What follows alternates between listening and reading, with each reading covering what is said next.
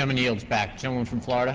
Thank you, Mr. Speaker. I'm pleased to yield to Mr. Putnam of Florida, the Republican Conference Chairman, such time as he may consume. The gentleman is recognized such time as he may consume. I thank my friend from Florida for the time.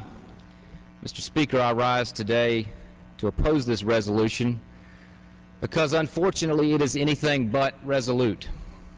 In one legislative breath, it offers support for our troops, but then expresses disdain for the mission they have been asked to carry out.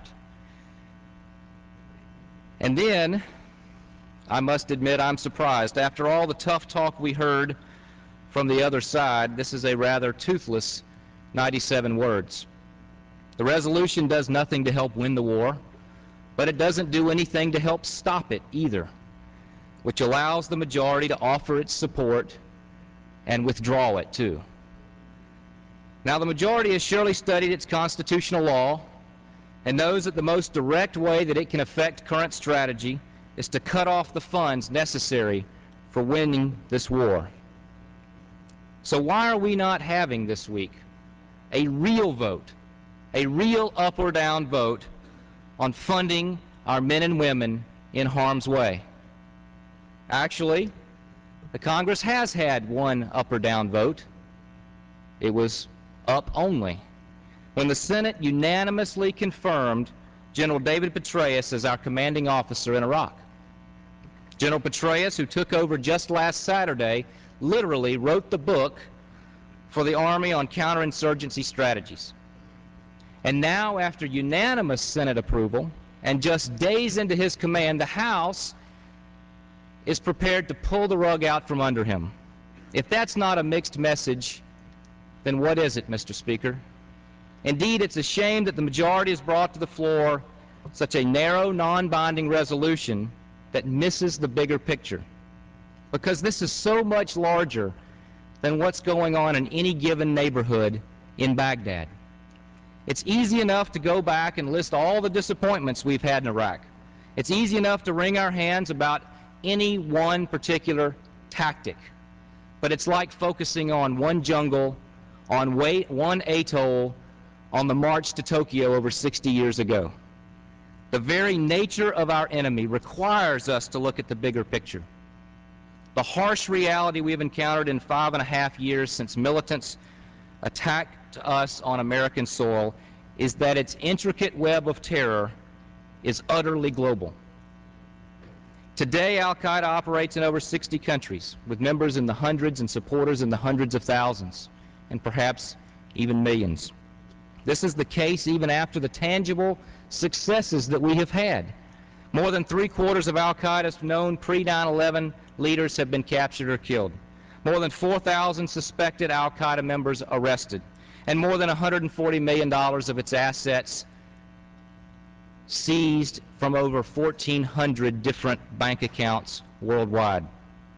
And after having accomplished all that, the majority would have us consider a resolution that puts us one day closer to handing militant Islamists a safe haven the size of California.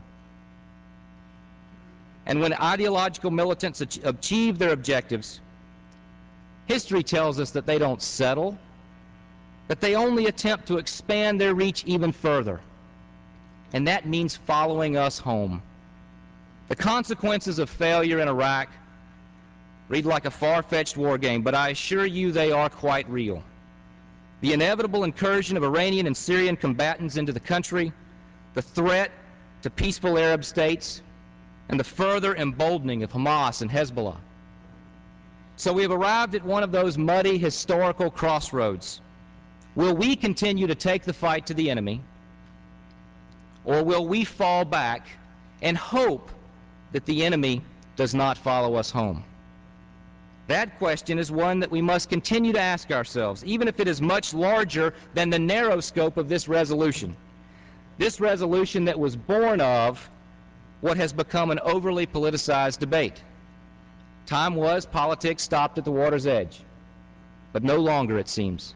A discussion of this nature should be about more than political labels and single tactical issues. It should be about the consequences for future generations. The history of free peoples divides itself as neatly as it can into generations for a reason, because it aspires to celebrate the contributions made by that group of people who consciously joined together to vanquish a common enemy. If we do not join together now to defeat this insidious foe, then it will almost certainly fall to our posterity to do so. And they will have a much larger concern than any one troop deployment in any one city. They will be tasked with rebuilding the lasting damage that was done to America's resolve this week. They will look back upon this discussion and seek to understand what we were thinking when, with just 97 words, we considered shrinking from this critical moment. The poet Robert Frost once wrote that the best way out is always through.